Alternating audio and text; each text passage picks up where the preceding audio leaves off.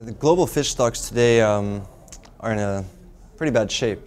It seems that humanity has declared an open war on all marine life, including the fish, using all the latest technologies and a true armada, true fleet of vessels to go get down to the last fish. And at the rate we're going, scientists predict that within the next 40 or 50 years there may be a global collapse of all fisheries.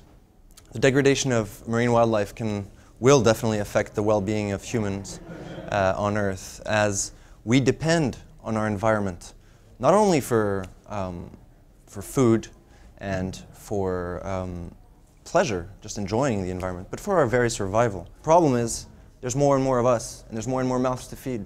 So the global population is also a very important factor that influences all the other environmental questions, and perhaps is the root. How do we solve this? We're now 7 billion on this planet. You know, we're going to be 8, 9, 10, 11 billion. How many billion people can we have on this planet and still live pleasantly without destroying our environment? I think we need to really ask ourselves the question, do we want to wait until we're standing on the edge of a cliff before we change what we're doing to our atmosphere and what we're doing to our oceans?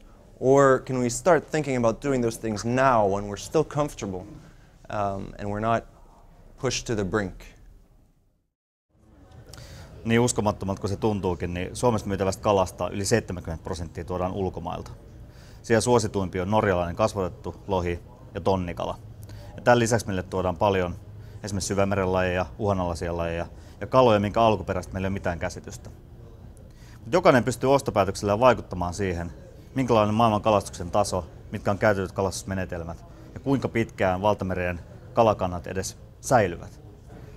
Ja siinä 3 vinkkiä WWF:ltä suomalaisille kuluttajille on se, että ostetaan enemmän kotimaista, kestävästi pyydettyä kalaa, jonka alkuperä meillä on aika hyvin tiedossa.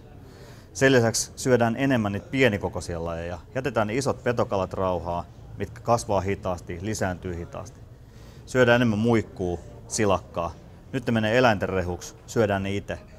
Ja 3. vinkki on se, että kun ostaa ulkolaista tämmöisiä eksoottisia lajeja, sieltä täytyy löytyä tämmöinen ympäristömerkki, MSC-sertifiointi, joka takaa sitten sen, että se on kestävästi pyydettyä.